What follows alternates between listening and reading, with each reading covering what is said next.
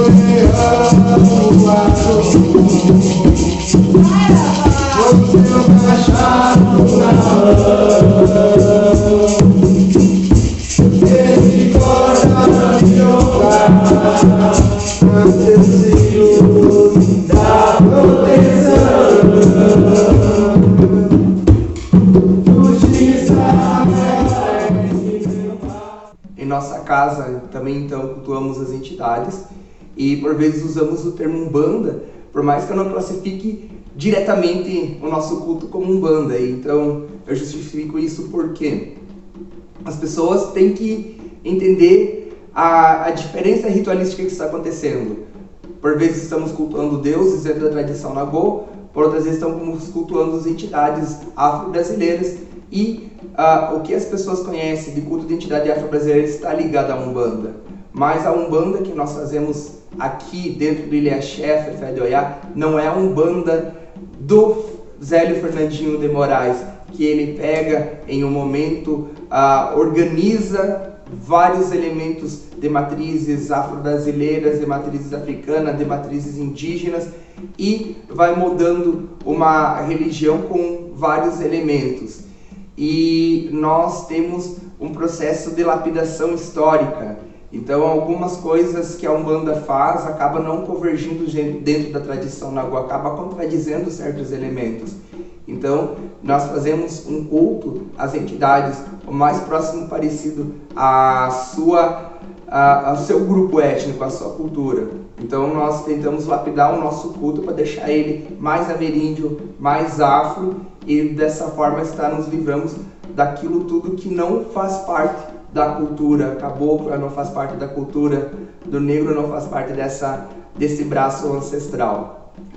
E dentro do nosso culto, então, mescla a Umbanda e mescla a encantaria. E como assim mescla? A gente sabe que muitas entidades foram levadas para dentro da Umbanda que eram de outros cultos, como os da Jurema Sagrada, como da encantaria.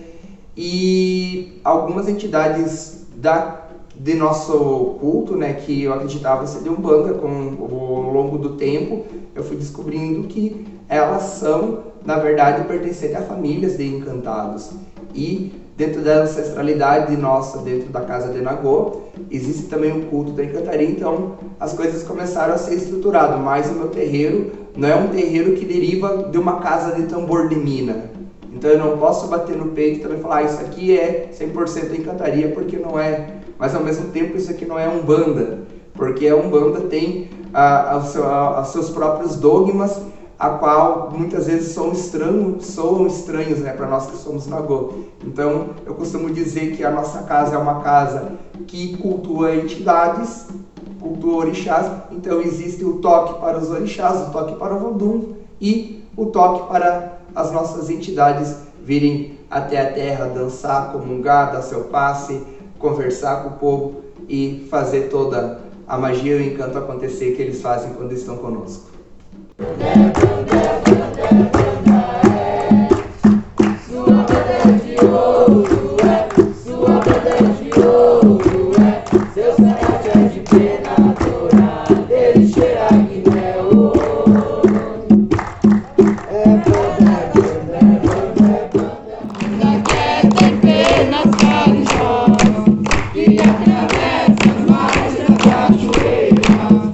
Ele vem do alto daquela serra.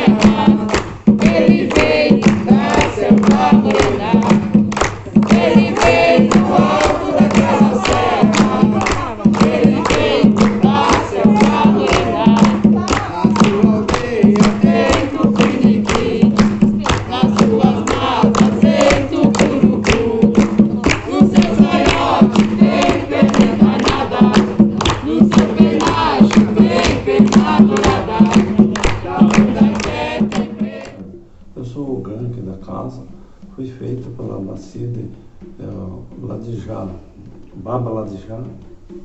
Eu sinto muita alegria de estar aqui. Tudo que eu faço com muita alegria. O meu mestre, rei dos mestres, já chegou. O meu mestre, rei dos mestres, já chegou. Foi de vez, assim, quando eu vim, né, já estava no tambor, foi começado quando estava lá em casa ainda, comecei lá e sozinho, assim. Uma goma mudaí, perfuma com as ervas da Jurema, perfuma com a mudaí, No dia que eu fui feito, fui aprontado para meu pai Ogum, ali foi bastante emoção. Senti muita alegria, felicidade, né? Parece que abriu meus caminhos também. Foi um dia, né? Falamos com a Maria, daí conversamos, daí digo, vamos entrar, vamos. Daí quando nós falamos com o Baba, até ele não acreditou que nós ia entrar para casa. Olha, foi o início assim, quando foi feito o aprontamento do meu neto. Daí eu comecei ali, não, foi assim no instante, daí foi indo, daí a Oiá pediu para mim fazer a iniciação para continuar nessa parte do quarto. Eu frequento a casa há 7 anos, que eu já frequento a casa. É fazer o serviço bem feitinho, né? Que não adianta começar um serviço e deixar gourmetado. Né? Quando eu tô, que tem o xirê, eu sinto sempre meu pai sempre do lado. Então, toda essa bagunça aqui, que não é bagunça, é a preparação para uma festa do terreiro, uma festa grande que é em homenagem a Oiá, o orixá de nossa casa, a matriarca do nosso templo. E hoje a nossa festa é uma festa pequena ainda, né? Não vamos receber convidados devido à pandemia. É um rito interno, então todas essas flores aqui são presentes dos filhos da casa para homenagear a dona do nosso axé. Mas é um dia inteiro de trabalho, já estamos desde as 7 da manhã aqui trabalhando bastante, tem o pessoal na cozinha, o pessoal lá fora. E agora vai ser feito outras obrigações litúrgicas. Então o cotidiano de um rito, o cotidiano do terreiro é muito movimentado, né? E se essa festa fosse pública, toda essa pressão seria muito maior, porque nós teríamos que preparar o terreiro não só para o orixá e para os nossos filhos, mas também preparar o terreiro para os visitantes. Num desses processos nossos de africanização do nosso terreiro, nós acabamos rompendo com o sincretismo religioso. Talvez possa aparecer aqui atrás algumas imagens de santo católicos, mas para nós São Jorge é São Jorge, Ogum é Ogum, Santa Bárbara é Santa Bárbara, Yansan é Yansan. Então, quando se estuda os elementos culturais, os elementos históricos, fica um pouco dissonante manter o sincretismo dentro do terreiro. Então não temos por que cultuar ou disfarçar mais os nossos deuses, porque hoje é permitido, né? Hoje nós temos, graças aos orixás, essa oportunidade de cultuar eles sendo eles. Então todas as imagens que nós temos aqui em casa, eu tenho imagem de Santa Bárbara, tenho imagem de São Jorge, mas elas não são sincréticas, relacionadas como uma sombra do orixá. Essas imagens foram presentes dadas para o terreiro, né? Então aqui a gente separa o que é o que. Igi balelario, oia balelario. Igi balelario, oia balelario. Oia de para gambele. Igi balelario, oia de para gambele. Igi balelario, Igi balelario, oia balelario. Então é isso história do meu terreiro, ela está ligada, na verdade, para entender a minha infância. Quando eu era pequeno, a minha mediunidade começou a se manifestar muito cedo. Então, entre meus 5, 6 anos, eu já enxergava coisas, eu já via coisas. E eu cresci com esses desdobramentos espirituais. É claro que eu tinha muito medo. A minha família, por um período, foi testemunho de Jeová. Então, para mim, aquilo era coisas do mal, dos vultos demônios que vinham nos atormentar.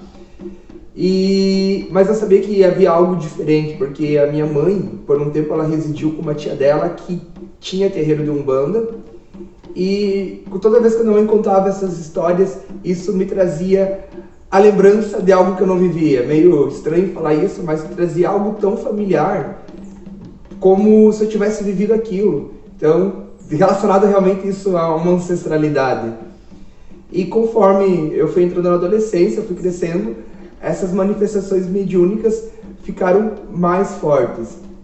Eu recordo uma passagem em que uma professora de filosofia, que era da Umbanda, ela olhou para mim e disse que o guia dela estava perto, falando que eu deveria procurar um centro espírita ou procurar um centro de Umbanda para cuidar a minha mediunidade, porque o guia dela estava ali na sala de aula, falando para ela justamente daquilo que eu estava sentindo, daqueles medos que eu estava tendo, e que eu teria uma resposta se eu fosse buscar. É claro que eu preferi sempre seguir num caminho mais solitário, então eu lia tudo que é tipo de livro, de tudo que é tipo de contexto religioso, porque você não tem uma linha de pensamento ainda definida. Até que entre os 17 e 18 anos eu viajei para Santo Ângelo e conheci o terreiro da Mãe Neuza de Oiá. Primeiro dia que eu cheguei lá eu queria fugir. Teve gira, teve rito, e ao mesmo tempo que eu me sentia confortável com aquilo, eu estava muito apavorado.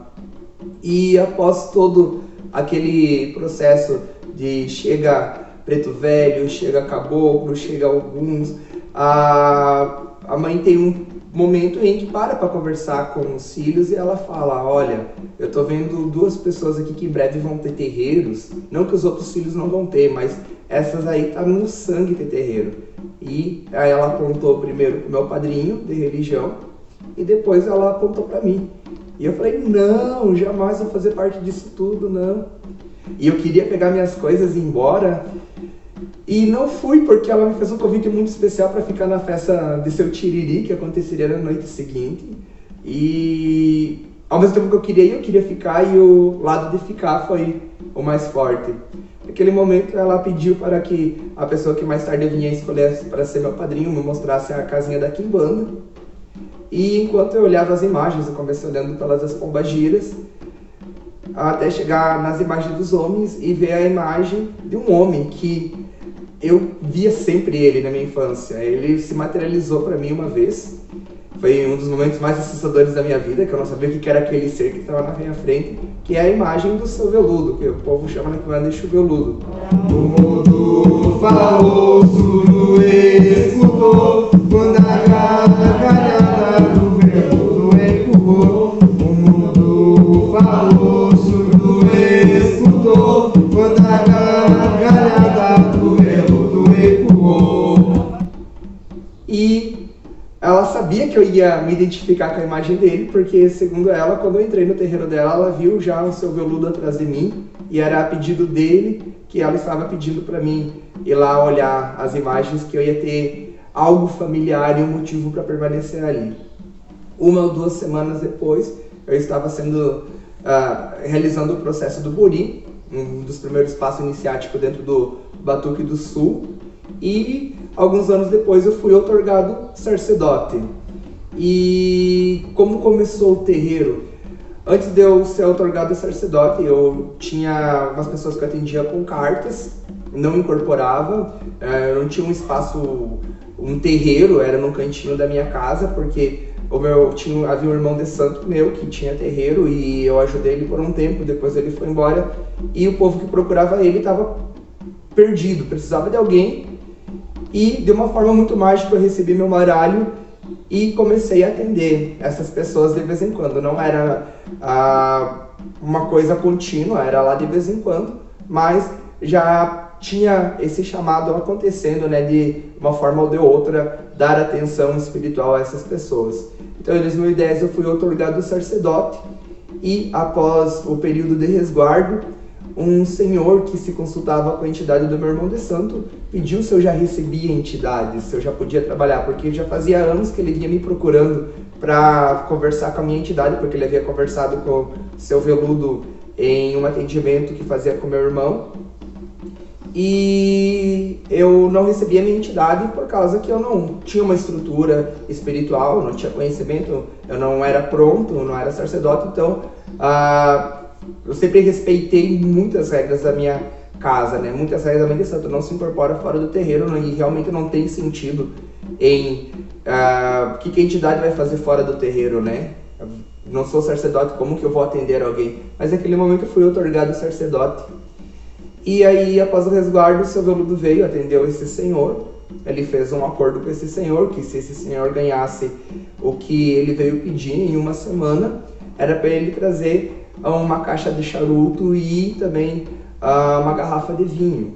Bem certinho, uma semana depois, veio esse senhor pagar a promessa que aquilo que ele pediu para o seu Veludo tinha dado certo e convidou uma moça para vir junto ao nosso espaço, conversar com o seu Veludo e a Dona Maria Quitéria, que é uma das entidades que eu também recebo. A Maria Quitéria fez um acordo e uma semana depois estava lá essa mulher para trazer os presentes para Dona Maria Quitéria e junto com ela estava uma amiga dela, que na semana seguinte voltava com mais outra pessoa para agradecer, trazendo presente.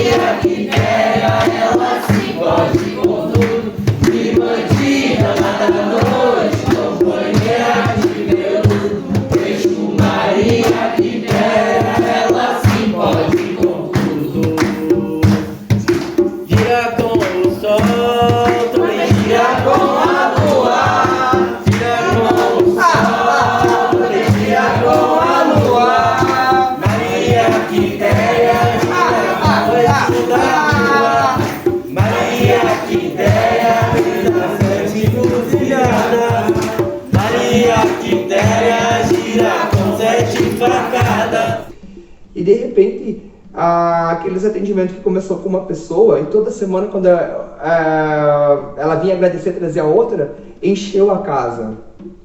Passou a ter em média de 30 a 50 pessoas, tipo um ou 2 meses depois que o terreiro abriu, entre aspas. Porque aconteceu que numa dessas noites, uma das pessoas que vinha se consultar chegou para mim e falou: Jonathan, como eu amo vir aqui no seu terreiro.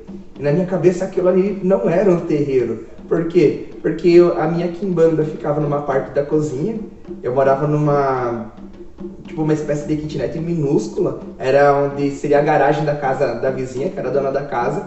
Então eu dividi a cozinha no meio e montei meu altar de quimbanda. Então quando chegava a noite de atender com o seu Veludo uma vez por semana essas pessoas, eu fechava a parte da cozinha fechava com a cortina e aí fazia o atendimento. E quando era gira de umbanda, o atendimento com caboclo, com preto velho, eu tirava o meu sofá, arredava tudo e fazia um espacinho lá onde tinha meu congazinho, meu altarzinho. Então eu tinha 2 altares na minha casa, mas na minha cabeça aquilo não era um terreiro. E aí chega a pessoa e fala: eu amo vir aqui no seu terreiro.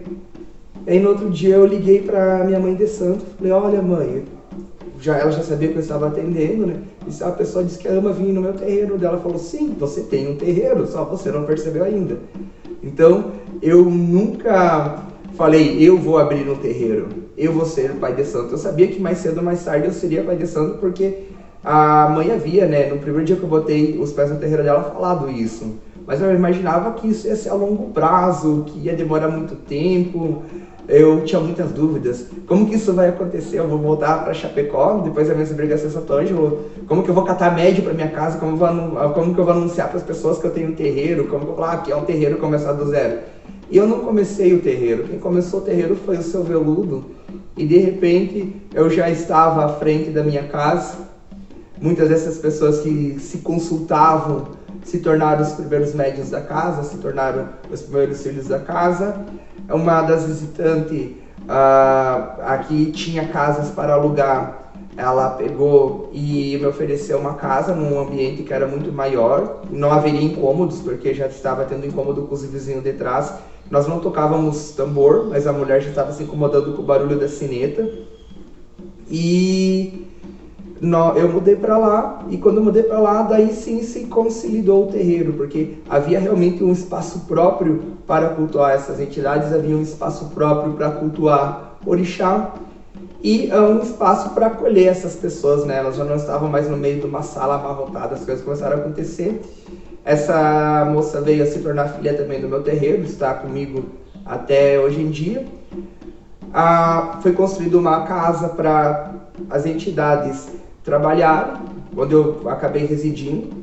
Por motivos familiares, nós mudamos, então eu e meu companheiro pegamos e viemos residir em um terreno que era da família dele, que também foi cedido para se tornar o terreiro na época, e fizemos empréstimos, construímos toda aquela papelada, burocracia, e é esse espaço bonito aqui onde nós estamos. Eu ganhei esse presente, é porque eu sou Exu. Eu lhe agradeço, muito obrigado na lei do Exu.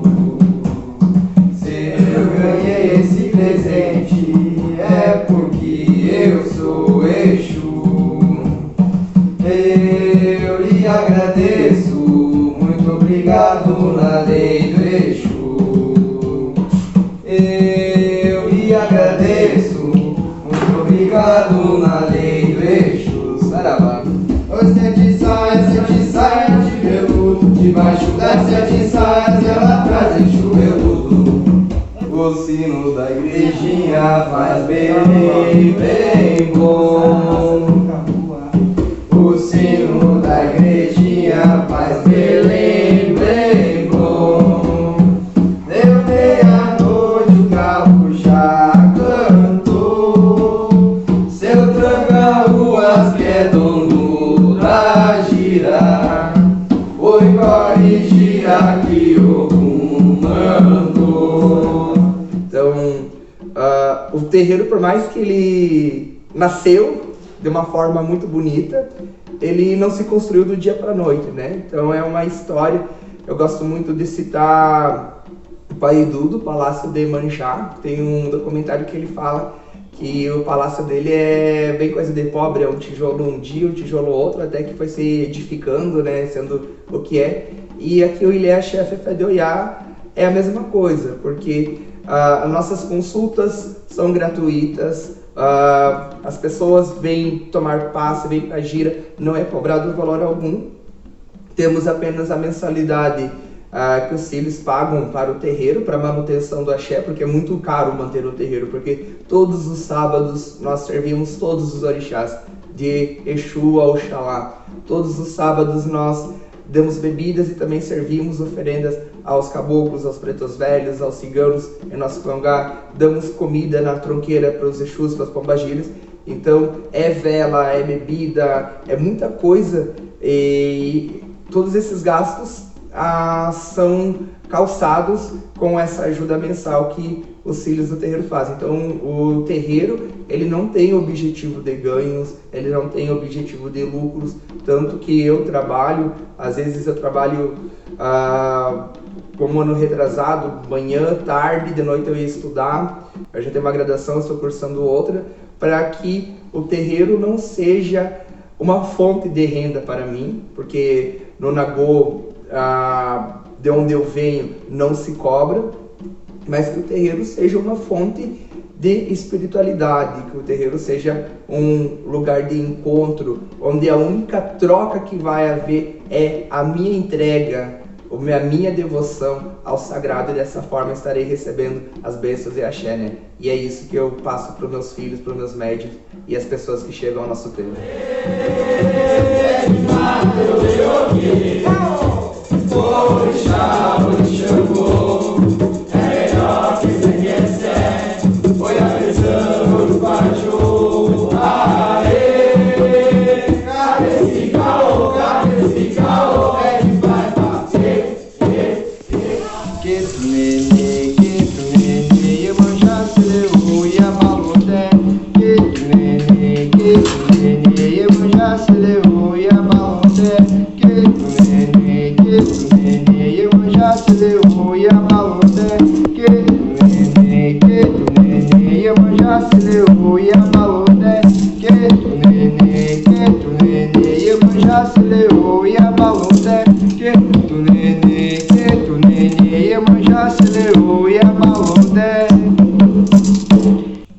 Eu sou a Gessi, sou a bacia daqui do Ilha Fefé de Oiá.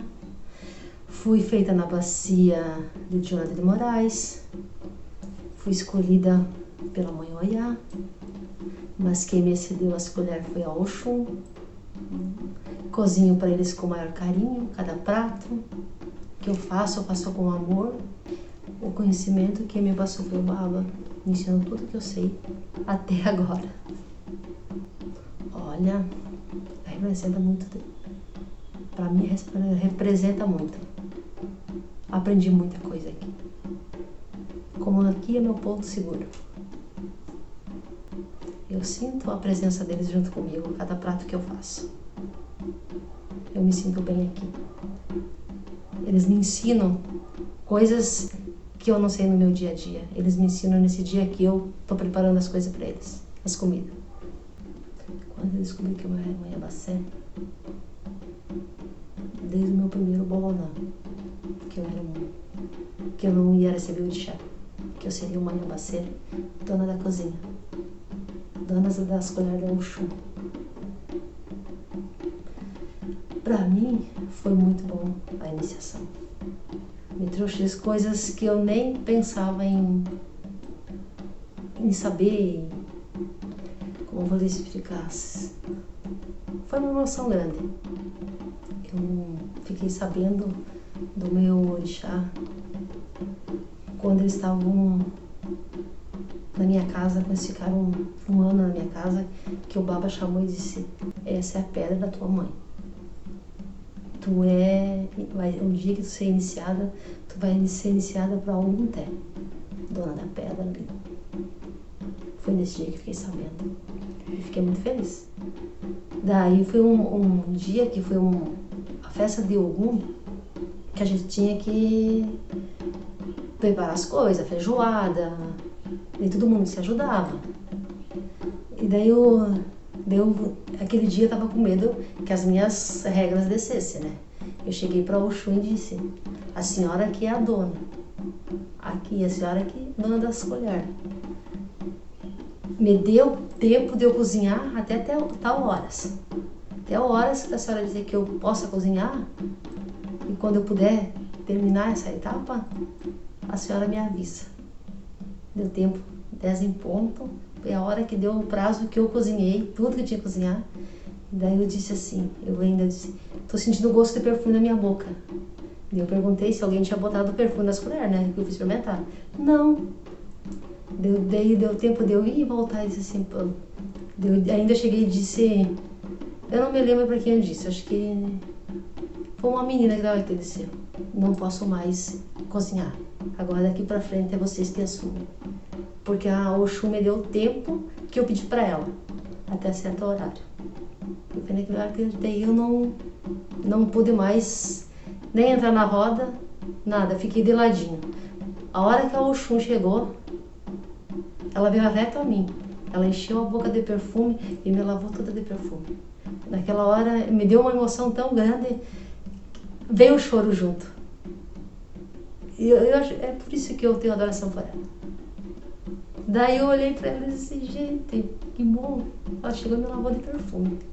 Ela soube até o horário que eu podia cozinhar as coisas. Daí ali eu fiquei de lado, mas ela não me esqueceu que eu estava do ladinho ali. Fico muito triste quando eu não posso estar aqui fazendo as coisas por eles. Cada prato que eu faço, eu penso muito neles. Nesse dia eu fico triste. Mas, que nem diz, é o ciclo da vida. A gente tem que respeitar o nosso ciclo. Tem um canto que eu adoro. E me emociona e me arrepia ainda. Tem vários rezas que eu gosto, mas essa eu gosto bastante. A primeira vez que eu fiz essa reza foi no batuque, não fala o nome, foi no batuque. Foi esse dia que eu me emocionei bastante. Ele disse assim, deve de ser o canto da minha mãe. É assim, Aro simodé yarauru, aro simodé yarauru, acunhará, cunhará, yarauru, aro simodé yarauru. Viva Orixá, viva Omé, viva Orixá, viva Omé, viva Orixá, viva Omé, viva Orixá, viva Omé,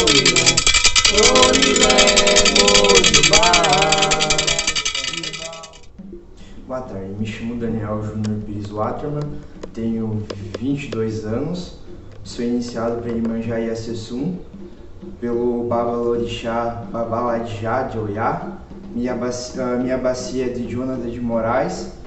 Como eu comecei na religião foi por causa do meu tio, né? Meu tio uma vez convidou, vamos conhecer o Ilê, e eu falei, vamos. Quando eu cheguei até o Seu Veludo, que era aquele dia que eu tinha ido, era o Seu Veludo que estava na terra, no imundo. E quando eu fui tomar o passe com ele, eu falei pra mim mesmo, aqui é o meu lugar, aqui é o meu espaço, né? Aqui é onde que eu quero seguir o resto da minha vida. Conheci o Baba, ele era do Ijexá ainda, né? Então, eu peguei o processo dele quando ele saiu do Ijexá e foi pro Nagô. Que no Nagô, quando veio o Baborico pra cá, eu participei de todos os assentamentos que foram feitos, principalmente da minha mãe. Também eu participei, que eu sou filho de Iemanjá e Assessum. Nesse dia foi um dia muito incrível, que também foi o dia de iniciação do meu tio, Luiz Carlos Pires, iniciado para Oxum em Pondá. Nesse dia foi feita uma obrigação dele, eu fiz o meu processo de abô, sacudimento e lavagem de contas. A minha iniciação começou, eu já tinha um pouco de conhecimento, fazia um mês que o Baba tinha chegado para mim que ele queria marcar minha obrigação. E quando ele falou isso, para mim foi uma surpresa, que foi bem nos dias do meu aniversário, quando eu completei 14 anos. Então eu fazia aniversário dia 23 de outubro de 2014, completava 14 anos, e dia 24 de outubro de 2014, num sábado, eu me iniciei para Iemanjá e Assessum. Até hoje sou iniciado pela minha rainha, que foi ela que me ensinou, que me mostrou como que eu sou a pessoa. Sei que muitas vezes eu errei, acabei errando aqui dentro do Ilê, lá fora, mas hoje, olhando pro meu redor, para as coisas que eu fiz, eu mudei alguma coisa. Sei que tenho muito que mudar, mas a pessoa que eu era antigamente, por agora, eu sou uma outra pessoa. Eu só tenho que agradecer ao meu Bará e principalmente a minha mãe. A mãe Oiá também, que é a nossa matriarca que rege o nosso Ilê, a chefe fé de Oiá, casa cujas forças que vêm dos ventos de Oiá, onde eu sou iniciado. Ilê para mim representa a casa, né? Casa, minha família, Não que eu seria minha segunda família, aqui é o meu ponto seguro, meu lar. Se você vem, muitas vezes, se a pessoa vem desanimada, é aqui que você leva alegria pro resto da tua semana, né? É aqui que você encontra o carinho, o abraço, principalmente do seu orixá, né? Seu orixá, ele mora em você, ele sabe o que você precisa, ele sabe os teus dias de angústia, teus dias de sofrimento, teus dias que você não tá legal. Então o teu orixá conhece tudo isso. Muitas vezes eu vinha aqui no Ilê, mas eu vinha para ficar deitado no pejim. Ali eu tinha um carinho, um conforto tão grande que eu não tinha lá fora. Eu comecei a tocar o tambor depois, quando eu voltei na minha obrigação. Defuma com as ervas defuma com a ruda e Sei que eu estou emprestado até o exato momento que apareça um ogã definitivamente para tocar, ou que seja alabê, mas estou aí, eu gosto muito, é isso que me deixa feliz. É um aprendizado muito importante. A pessoa que está na frente de um tambor é uma responsabilidade imensa. Oyanire, oberece care de ogum. Oyanire, oberece care de ogum. Oberece care de ogum. Oyanire, watawa, oberece care de ogum. Oyanire, watawa, oyanire, oberece care de ogum. Oyanire, oberece care de ogum. Oberece care de ogum. Oyanire, watawa, oberece care de ogum. Oyanire, watawa, oyanire, oberece care de ogum. Oyanire, oberece care de ogum. Oberece care de ogum. Oyanire, watawa, oberece care de ogum. Oyanire, watawa. Boa tarde, eu me chamo Theo, eu tenho 23 anos, sou um homem trans, sou filho da casa Ilê Afefete Oyá, né, do pai Jonathan. Sou a Bian, que corresponde ao iniciante no culto ao orixá, e o que essa casa representa para mim, ela me representa a minha vida, na verdade, porque as pessoas, como muitas vezes o Baba fala, que as pessoas aqui do Ocidente, né, têm o pensamento de dividir religião, vida, trabalho, mas o meu Ilê, o meu axé que eu tenho nessa casa aqui, ele percorre toda a minha vida, percorre desde o momento em que eu levanto, eu faço uma oração para o meu ori, e desde o momento em que eu deito, penso nos meus pais, faço uma oração para o meu pai, e todo o meu dia a dia, que eu penso nas músicas, né, momentos difíceis eu penso aqui do terreiro, momentos alegres eu penso daqui.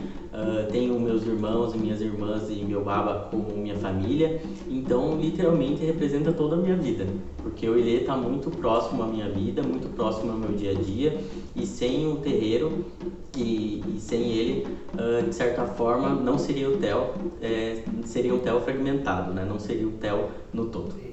Que você encontre sempre meios de ressignificar a sua fé, ressignificar esse carinho, para estar atuando dentro dela dessa forma tão bonita como tu faz. Então, agradeço por toda a motivação que tu traz a essa corrente, pela sua lealdade, pelo seu respeito, não só pela minha pessoa, mas por todo o coletivo e o que esse sagrado representa. Seja bem-vindo. No que tange a mim, representante das 7 linhas dos orixás, hoje te outorgo filho de Umbanda, algo que tu já é, apenas a par de título mesmo e de formalidade, né? Então, ponto de cruzamento. Cruza, cruza, cruza, cruza na Umbanda, cruza, cruza, cruza esse fio na Umbanda. Então, aqui no terreiro, né, minha família é de longe, minha família não é aqui da cidade, né? E aqui no terreiro eu encontrei uma nova família. Eu encontrei uma nova casa. Quando a gente diz que o Ilê é a nossa casa, é literalmente a nossa casa. Eu sinto que aqui é o salão da minha casa, tem cozinha da minha casa, né? Que o Baba, que é pai, ele é meu pai, que os meus irmãos e minhas irmãs são literalmente meus irmãos e minhas irmãs, né? Eu encontrei um aconchego, eu encontrei segurança, eu encontrei um lugar muito bom de se ficar, né? Eu encontrei muito amor, eu encontrei muito carinho, muita compreensão, eu encontrei aqui. Também encontrei muita sabedoria, encontrei muito conhecimento, encontrei todo tipo de pessoa que só agregou na minha vida e só me fez me tornar um homem melhor do que eu já pensava, do que eu já queria que eu fosse, né? Mas literalmente eu encontrei uma família aqui em Chapecó e que é muito importante para mim, e muito importante para o meu crescimento e muito importante para a minha vida não só religiosa, mas também a vida comum. Em nosso terreiro nós temos um calendário litúrgico que abraça grandes festas, grandes e pequenas festas, em homenagem aos orixás, em homenagem aos voduns e às entidades do terreiro. Então, cada festa tem a sua ritualística própria, acontece em um momento próprio, algumas festas é durante a tarde, algumas é durante a manhã, outras só pode ser à noite, mas seguem sempre uma cultura tradicional.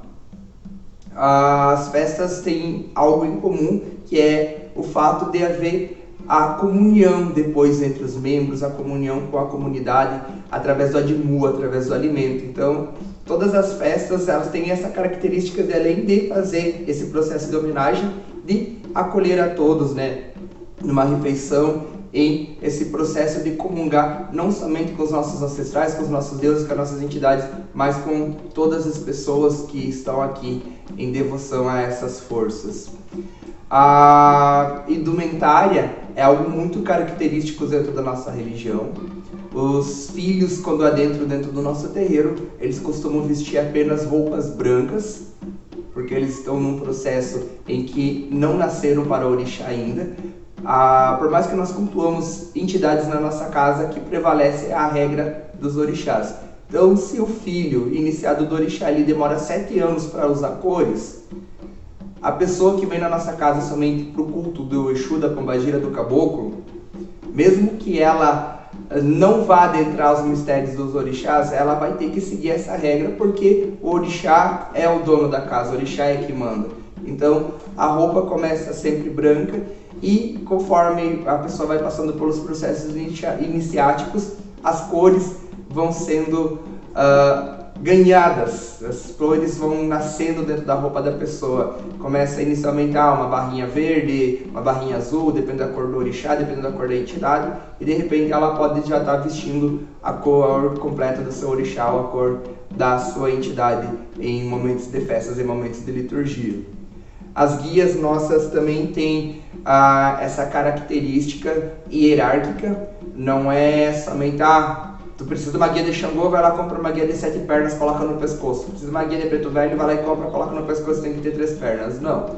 Aqui, a guia também do lado do culto das entidades é semelhante ao culto dos orixás, que representa o teu tempo de iniciação, ou o teu tempo como membro da nossa casa. Então, essa aqui é a minha guia do meu caboclo. Ela tem 7 pernas, mostra que eu sou um sacerdote, que eu já passei dos 7 anos dentro do culto, e eu uso ela cruzada porque sacerdotes e pessoas de títulos carregam essa guia cruzada. Auxílios que têm 3 anos de culto vão usar uma guia de 3 pernas, e quem tem a antes de 3 vai usar somente a de uma. Então isso reconhece as pessoas dentro do terreiro da sua vivência, reconhece as pessoas do seu tempo de prática, e isso ajuda muito a estruturar a liturgia e a prática social dentro do terreiro.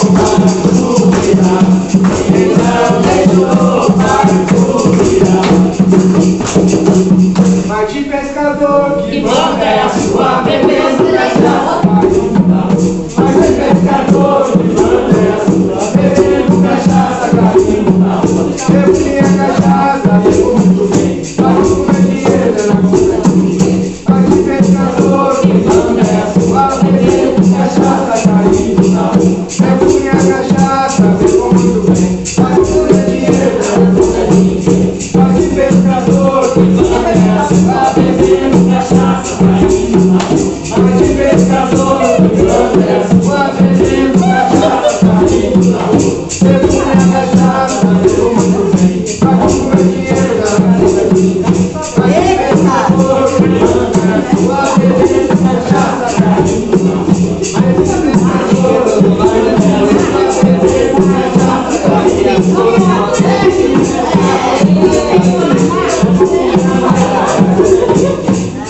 Pescador, manda a sua bebendo cachaça caindo na rua. Mas tem pescador, manda a sua bebendo cachaça caindo na rua.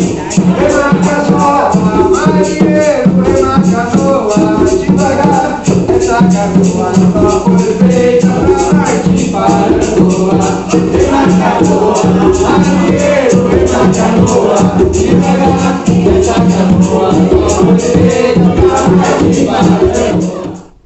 Nosso terreiro tem 10 anos de portas abertas e nesses 10 anos nós não tivemos muitos casos específicos de intolerância religiosa. Os casos são bem pontuais, como amigos ou familiares dos médiuns da nossa casa botarem na cabeça que eles estão mexendo com coisa ruim, ou mesmo se afastarem dessas pessoas por elas serem adeptas do terreiro. Situações em que nós fomos uma vez à rua, como estávamos todos de branco, passou um carro gritando, xingando nós e falando: vocês são trabalhadores da Sadia, voltem matar porco, associando a indumentária às nossas roupas brancas com as roupas usadas no frigorífico. Uma vez a gente estava fazendo uma oferenda também, um rapaz gritou: olha o demônio chegando a receber a oferenda de vocês, olha o diabo ali. Mas isso são coisas bem pontuais. Uma coisa que me incomodou muito, em 2 momentos na verdade, foi numa festa em que nós pedimos para botar em cima na verdade de um bolo, uns enfeites que remetessem à nossa tradição religiosa, e a atendente da panificadora, ela foi muito intolerante. Ela faltou com respeito com a nossa religião, faltou com respeito com o filho do terreiro que estava encomendando o bolo. Como é uma panificadora muito conhecida aqui na cidade e que diz que fazem tudo, o menino ainda quis pegar e manter lá a compra do bolo, e para botar umas pipocas em cima, eles dobraram o valor do alimento porque ia vir para um terreiro. Então foi uma situação bem triste aquele dia.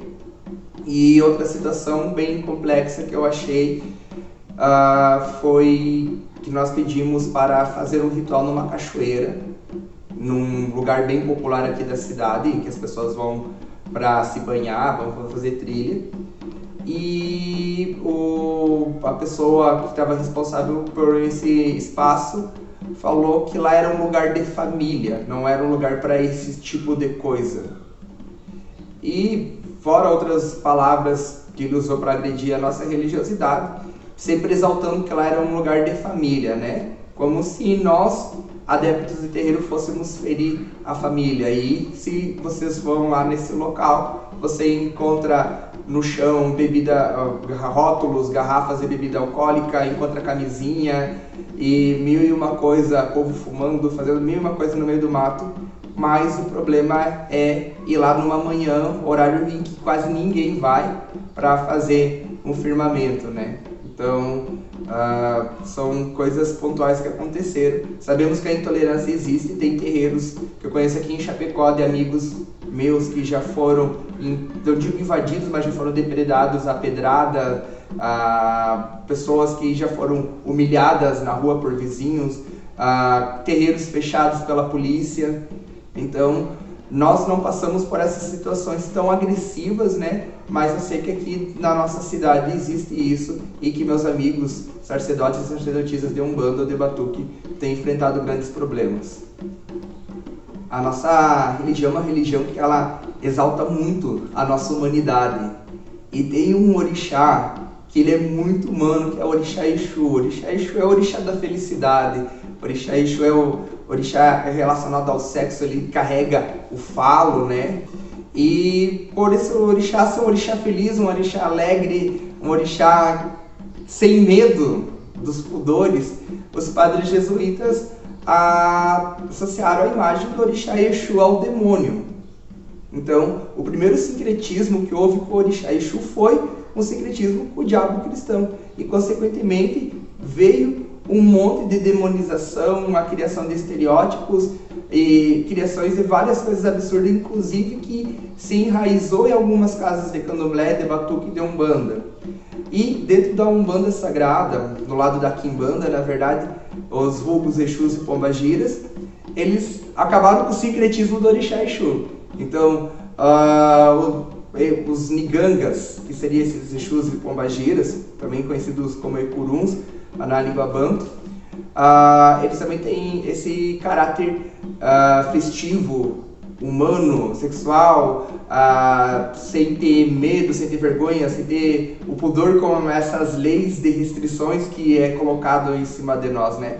Então, houve-se novamente um novo sincretismo. Então, sincretizaram os nigangas, os Ekurum como Exu, que Exu é orixá, e sincretizaram o orixá Exu como um demônio, e todos eles ficaram com a sombra do demônio.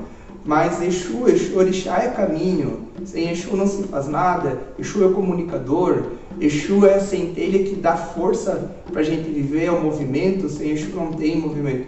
Então, Exu não dá e depois tira. Exu, ele é aquele que zela pela ordem natural, pelo ciclo, ele tem aquele caráter humano para falar para nós que a nossa humanidade é sagrada, para falar para nós que a nossa humanidade não é tabu, a nossa humanidade não é motivo de vergonha, não é pecado, né? Então, a nossa religião ela foi muito marginalizada por causa desse sincretismo negativo feito à imagem desse poderoso orixá.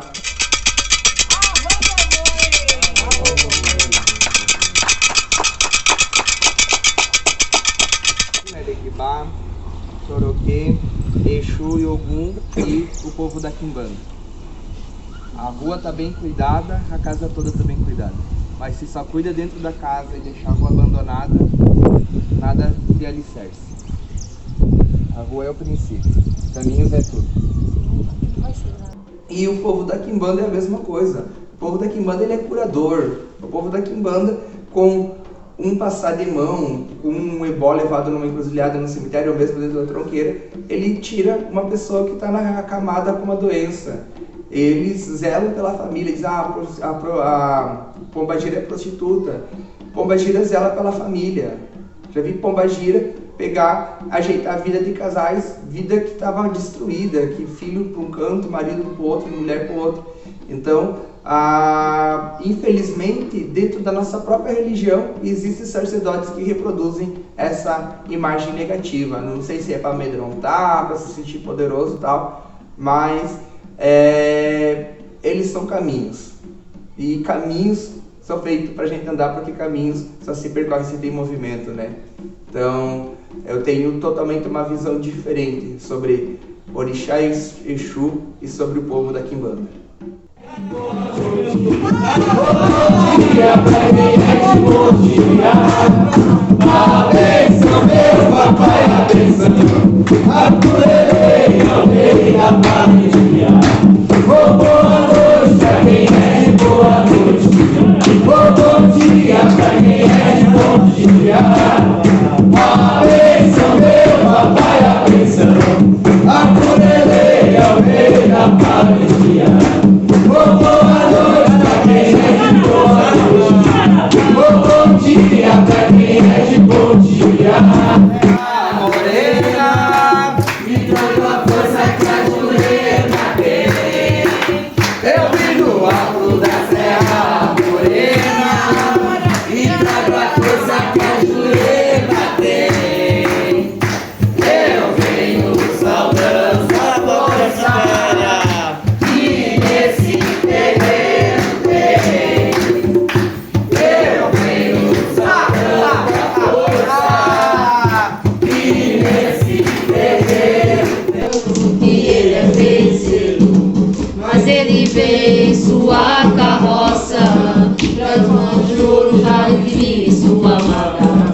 com castanholas e violino. Povo cigano vem mostrar esquecido. A lua iluminou o meu terreiro, a lua iluminou o meu terreiro, a libertar o cigano.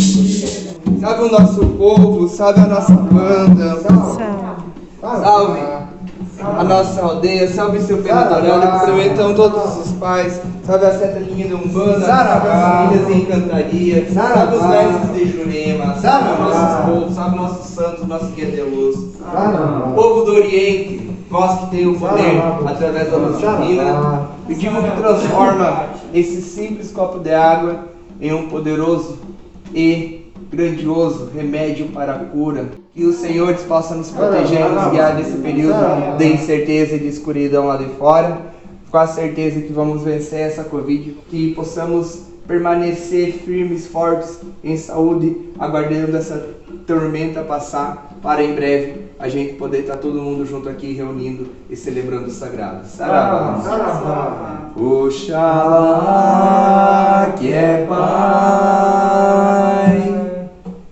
tem pena de nós, tem dó. Se a volta do mundo é grande, seus poderes são maior. Oxalá que é Pai,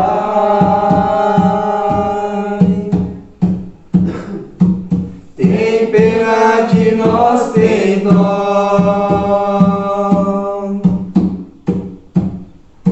Se a volta do mundo é grande, seus poderes são maior.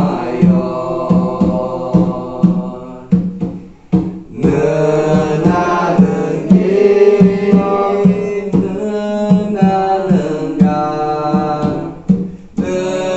nanangue, ó meu Pai, Oxalá. Sua boca estava cheia, sua goguela no mar, sua gogue estava cheia, sua goguela no mar. Nós queremos alcançar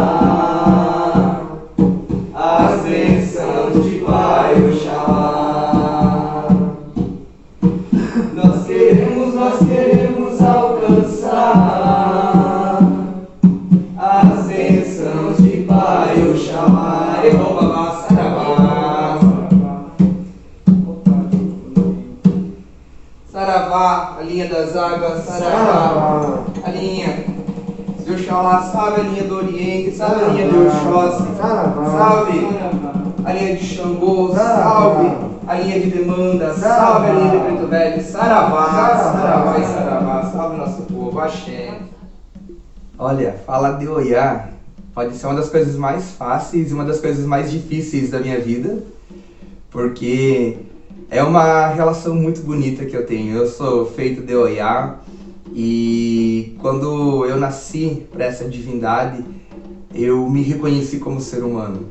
Então, a Oiá ajudou a sarar muitas feridas que tinha dentro do meu coração, ajudou a corrigir muitas coisas que havia de errado dentro de mim. É como se, ao abrigar o orixá dentro da minha existência, ela passasse a organizar cada coisinha que havia de errado em mim, cada coisinha que estava fora do lugar e soprando com seus ventos para fora.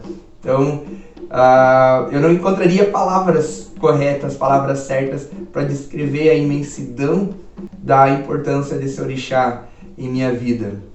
Uma semana antes de eu ir visitar o terreiro da Mãe Neuza, eu comecei a ser tomado por um sono. Eu saía do mercado em que eu trabalho e eu adormecia.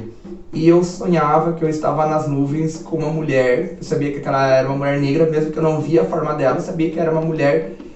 E ela conversava comigo. E quando eu cheguei no terreiro da mãe Neuza, a mãe Neuza jogou os búzios e ela falou desses sonhos que eu estava tendo, que era Oiá conversando comigo, me preparando para aquilo que viria. E esse jogo foi feito no dia que eu cheguei lá no terreiro, que eu falei que eu não queria, que eu jamais entraria na religião e tal.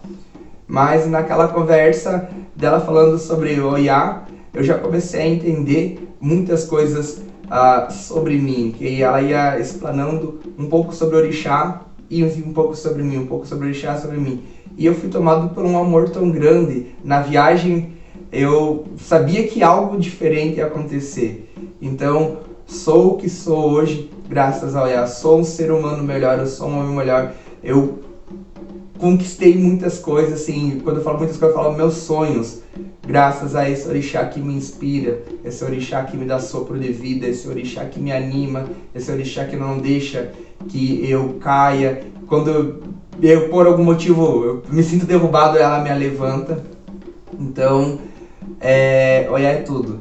Antes eu estava falando um pouco sobre Seu Veludo, né, que ele abriu a casa e tudo, mas tudo que as minhas entidades fazem é por intermédio da Oiá, é pelo algo dela, é pelo axé que esse orixá maravilhoso disponibiliza para que essas entidades possam atuar em minha vida. Então eu sou muito grato a ela por toda essa estrutura psicológica, estrutura de ser humano que eu sou, e além de tudo por essa grande mãe deixar a minha coroa aberta para que esses maravilhosos pais das minhas entidades que me acompanham possam estar atuando na minha vida e de uma forma ou de outra atuando também na vida das pessoas que têm fé nela e fé neles.